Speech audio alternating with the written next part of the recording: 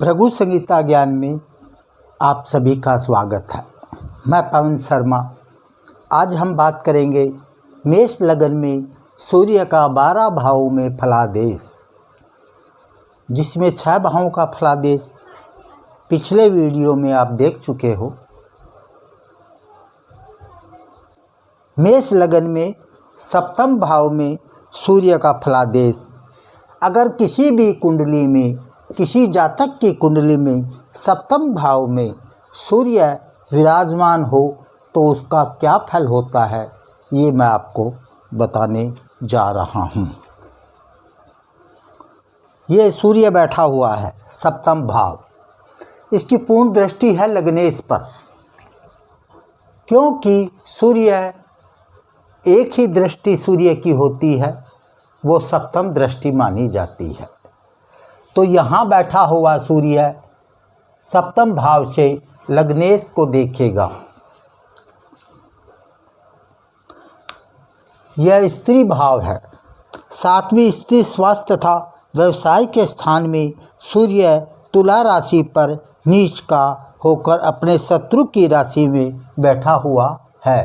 क्योंकि सूर्य तुला राशि में बैठा है, यहाँ सूर्य नीच का माना जाता है, क्योंकि तुला राशि का मालिक शुक्र सूर्य का शत्रु है, इसीलिए ये यहाँ नीच राशि का माना जाएगा।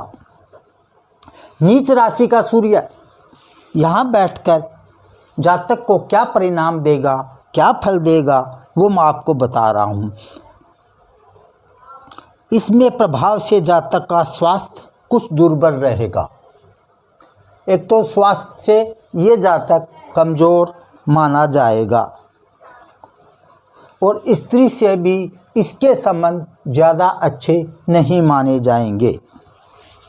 स्त्री से कुछ इसको परेशानी इस जातक को हो सकती है। सप्तम भाव का सूर्य अपनी उच्च दृष्टि से मित्र मंगल की मेष राशि को देखता है। यहाँ से सूर्य क्या है, मंगल राशि, मेष जो है इसका मालिक मंगल होता है, उसकी राशि में देखता है सप्तम भाव से। जातक का शरीर लंबा होगा, यह जातक लंबा होगा, कद अच्छा होगा, उसके हृदय में स्वाभिमान की मात्रा अधिक मानी जाएगी और होती भी है। यह जातक स्वाभिमान भी होगा, बुद्धि बल द्वारा सम्मान भी प्राप्त करेगा। इससे संतान पक्ष कमज़ोर बना रहेगा। स्त्री का सुख भी अच्छा प्राप्त नहीं होगा। विद्या पक्ष भी कमज़ोर रहेगा। विद्या पक्ष पंचम भाव है, ये कमज़ोर रहेगा। लग्नेश मजबूत रहेगा, स्त्री कमज़ोर होगी। इसके बाद आता है सूर्य अष्टम भाव में। सूर्य अष्टम भाव में सूर्य का क्या परिणाम होगा। ये आठवां भाव जो होता है, ये जातक का मृत्यु भाव भी माना जाता है। मृत्यु तुल्य इस भाव से मृत्यु के बारे में जातक की हम हर समस्या देख सकते हैं। कोई भी समस्या होगी मृत्यु काल, मृत्यु से देखी जा सकती है, अष्टम भाव से देखी जा सकती है। सूर्य यहाँ विराजमान होने से, मंगल की राशि है, यहाँ सूर्य विराजमान होगा तो एक तो व्याधि, चिंता, विद्या अध्ययन जो करेगा उसमें भी इस जातक को कठिनाई होगी। संतान पक्ष की ओर से कष्ट का अनुभव भी होगा। आयु में वृद्धि होगी। सूर्य यहाँ आयु बढ़ाता है, ये ज़रूर है, लेकिन कुछ दिमाग की कमजोरी भी यहाँ सूर्य देता है। दैनिक जीवन में थोड़ी सी बिजनेस में और में भी रुकावट देगा, परेशानी देगा। लेकिन यहाँ इसकी दृष्टि सूर्य की सप्तम भाव 1 2 3 4 5 6 7 धन भाव को देखता है। धन तथा कुटुंब और धन भाव को देखने के कारण सूर्य अपने शत्रु शुक्र की वृषभ राशि में देखने से धन संग्रह तथा कुटुंब के लिए अत्यधिक प्रयत्न करना पड़ेगा। कुछ असंतोष भी रहेगा। यहाँ देखने से कुटुंब में कुछ बढ़ोतरी भी होगी, लेकिन कुछ असंतोष भी होगा। इसीलिए इस भाव से, सप्तम भाव से सूर्य दूसरे भाव जिसका मालिक शुक्र है उसको देखता है। उससे अत्यधिक ज़्यादा प्रयत्न करने के बाद ही कुटुंब को वो बना के रख सकता है। फिर भी इसको कुटुंब के मामले में, धन के मामले में और इसको थोड़ी सी परेशानी रहेगी सूर्य के कारण। अब आ गए अपन नवम भाव। अगर किसी कुंडली में किसी जातक के सूर्य नवम भाव, धर्म का भाव भी इसको बोला जाता है, जिसका मालिक गुरु है, नवम भाव 9 नंबर की राशि जिसका मालिक गुरु है, और धर्म भाव, नवम भाव को धर्म भाव भी कहते हैं। वैसे नवम भाव वैसे भी है और राशि के हिसाब से नवम भाव है, लेकिन राशि से यहाँ कोई अर्थ नहीं निकाला जा सकता। लेकिन ये जो घर है नवम भाव जिसे बोलते हैं, ये धर्म का भाव माना जाता है। धर्म के भाव में अगर सूर्य विराजमान हो किसी भी जातक या जातिका के, तो उसका क्या फल मिलता है वो मैं आपको बता रहा हूँ।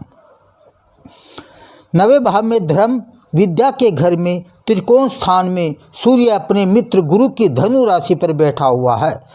इसके प्रभाव से जातक को श्रेष्ठ बुद्धि, विद्या तथा ज्ञान की प्राप्ति होती है।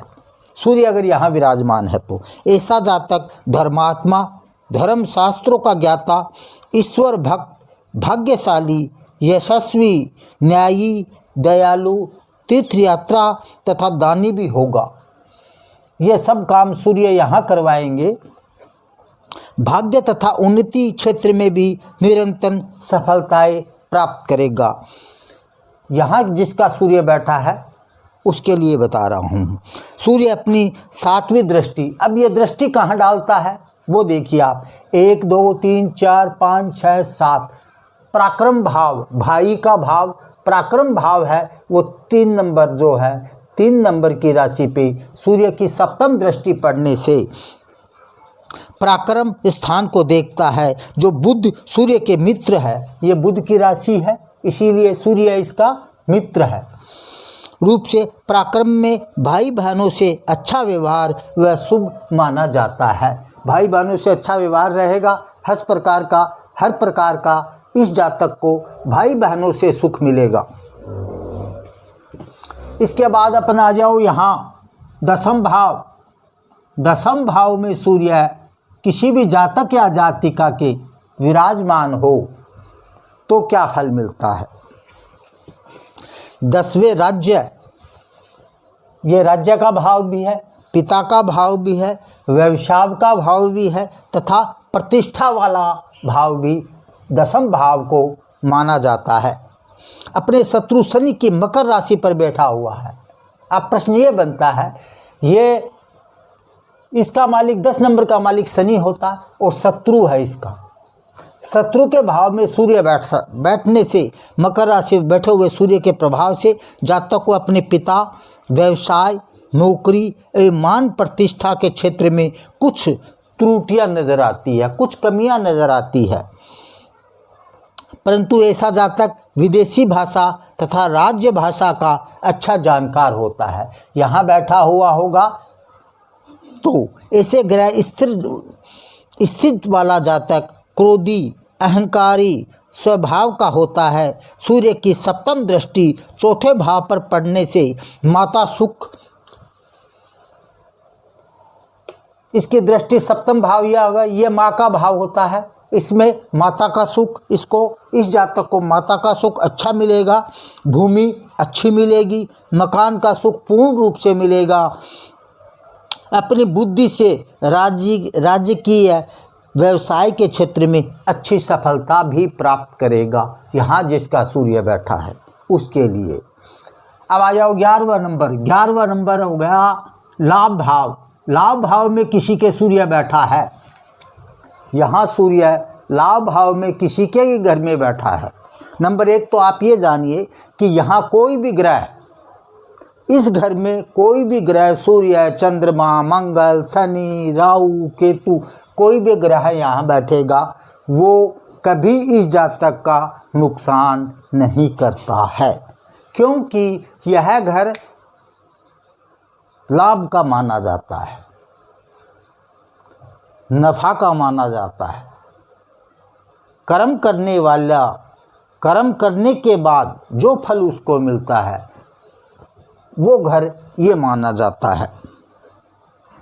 11वें लाभ में ऐश्वर्य, संपत्ति तथा आमदनी के स्थान में अपने शत्रु शनि की कुंभ राशि पर बैठे हुए सूर्य के प्रभाव से जातक अर्थोपार्जन के लिए अत्यंत कठिन परिश्रम करना आवश्यक बना रहेगा।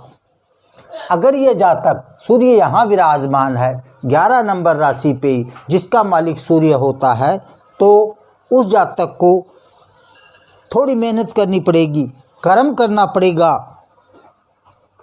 क्योंकि सूर्य एक गर्म ग्रह है। गर्म, बहुत गर्म ग्रह होता है सूर्य, ये आपको सभी को पता है। उसके हिसाब से मैं बता रहा हूँ, गर्म ग्रह अत्यंत शक्तिशाली माना गया है। जातक का लाभ व आमदनी तो होगी, परंतु उसे शारीरिक श्रम तथा बुद्धि का उपयोग भी बहुत करना पड़ता है। यहाँ से सूर्य सप्तम दृष्टि कहाँ डालेगा? 1 2 3 4 5 6 7 सप्तम दृष्टि आ गई यहाँ पुत्र के घर में, प्रेमिका के घर में। ये प्रेमिका का घर भी माना जाता है, ये पुत्र का घर भी माना जाता है। इसीलिए सप्तम दृष्टि पंचम भाव पे पड़ने से, जिसका मालिक सूर्य खुद ही है, अपनी राशि में इसका सप्तम दृष्टि पड़ने से यहाँ इसको काफ़ी लाभ होगा। क्या लाभ होगा? पुत्र से अच्छा लाभ होगा, पुत्र इसका उन्नति करने वाला होगा, विद्या का अच्छा लाभ होगा, विद्या से, पुत्र से शक्ति प्राप्त करने वाला होगा। लेकिन एक इसमें कमी भी होगी, कटु बोलेगा। कटु माने कठिन भाषा बोलेगा, और उससे इसको लाभ भी होगा इस जातक को। कटु भाषा, फटकारने वाली भाषा, अगले को बुरी लगेगी, ऐसी कठिन शब्दों का उपयोग करके ये जातक, उसमें भी इसको, इस जातक को लाभ ही होगा। ये सूर्य का 11वें भाव में फलादेश। अब 12वां भाव, 12वें भाव में सूर्य किसी के भी बैठा है, ये हानि का भाव माना जाता है। हानि माने खर्चा, हानि के साथ खर्चा भी माना जाता है। 12वें भाव वह भाव बोलते हैं इसको, यह 12वां वह हानि, दंड तथा रोग के भाव में अपने मित्र गुरु की मीन राशि में बैठा हुआ सूर्य जातक का बाहरी स्थानों से अच्छा संबंध बनाता है, परंतु खर्चे की अधिकता बनी रहेगी, लेकिन खर्चा भी बहुत करवाएगा। ऐसी स्थिति में जातक को अपना खर्च चलाने के लिए बुद्धि बल का अधिक उपयोग करना पड़ेगा। संतान पक्ष के लिए चिंता तथा हानि का योग भी बनता है। संतान की थोड़ी हानि भी हो सकती है।